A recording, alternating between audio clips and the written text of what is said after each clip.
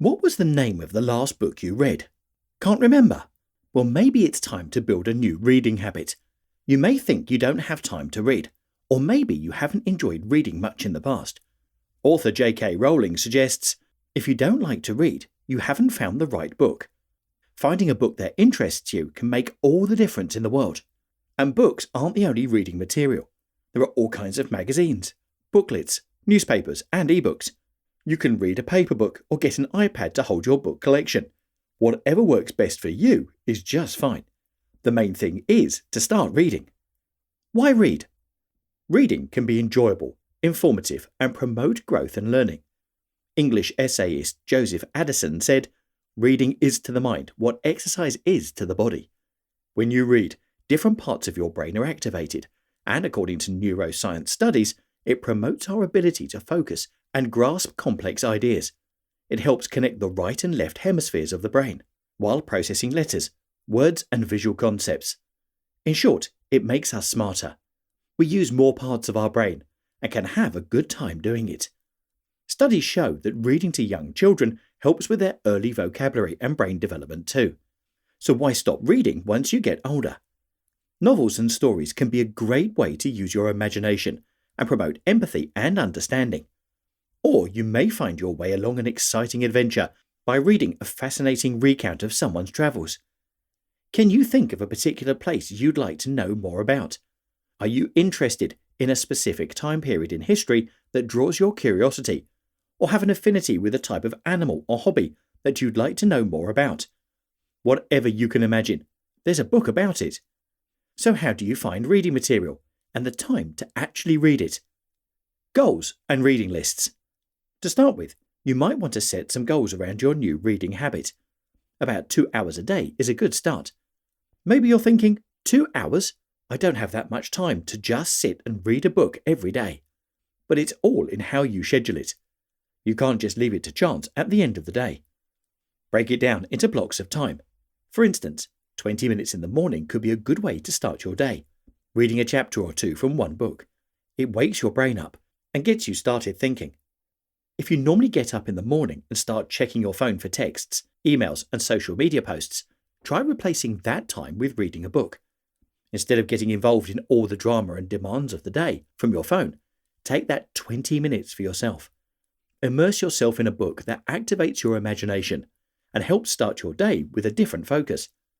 Replacing one old habit with a new reading habit doesn't take any extra time. It's just switching it out with something better.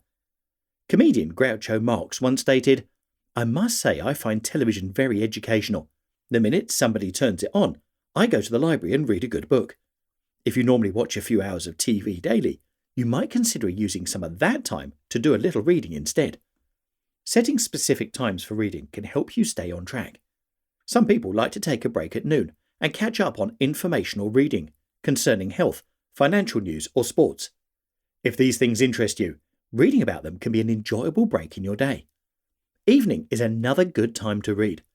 It can be a good way to unwind and detach from the day's activities before sleep. Whatever works best for you can be scheduled into your day. Plan ahead and take time to read. Time goals aren't the only thing to think about. Another goal could be a certain number of books per month. Start small and make progressive steps. Maybe read one book at first, and then add more when you master that. Some people like to read several books at once. Have one book that you read in the morning, some informational things you read throughout the day, and another book you like to read at night, before going to bed.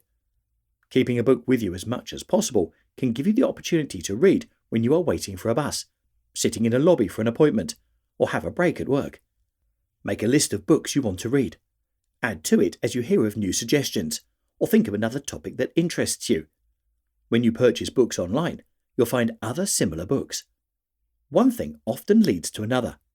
You might find an interest in something you never even knew existed, or be able to continue reading a particular genre that you have enjoyed in the past. Consistency and motivation. Research has shown that it can take about 66 days to create a habit. This number may be more or less, but on the average, if you do something for a couple of months on a regular basis, it will become automatic for you. Stick with your goal of reading every day at specific times and eventually you'll see that you've created a new habit.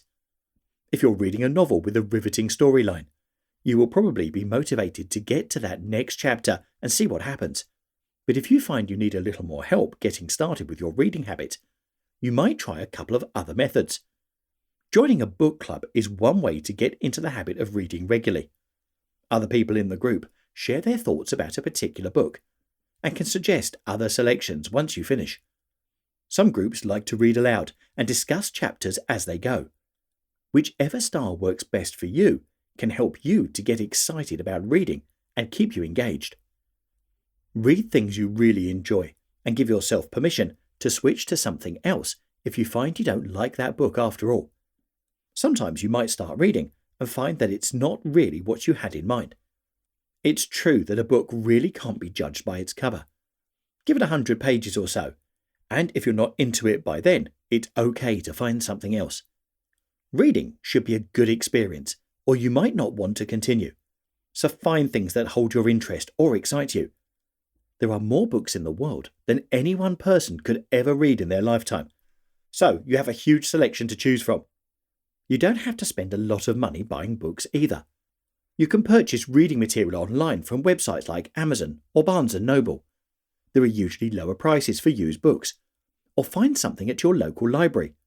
Library cards are usually free if you live inside the city limits, but even if you live on the outskirts of town, the cost is generally affordable.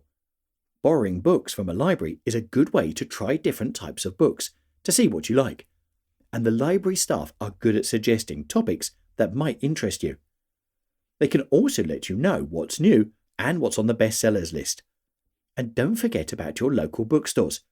You may find something about the area you live in. There's often a history section about the people who lived there in the past. What was life like back then? It can be fascinating to read about your local heroes. With so many things to read about and available sources at your fingertips, there's no time like the present to get started. There is no limit to where reading can take you, and the benefits you will receive. Creator Walt Disney enticed us with this statement: "There is more treasure in books than in all the pirates' loot on Treasure Island." So what's stopping you now from building a new reading habit? This video is sponsored by Shortform. Shortform is a service that goes beyond non-fiction book summaries. They go to the next level by building on the ideas in a book to produce full master guides with added value. New book guides and articles are published every week, and I love that you can vote on which books are covered in the future. The guides are also grouped by category.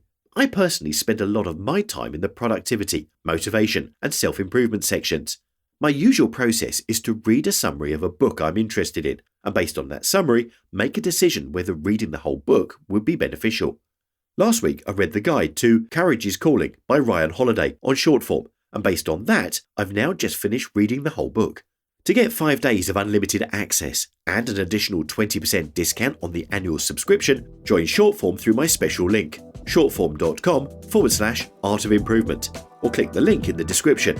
A big thank you to Shortform for sponsoring this video and helping to support this channel.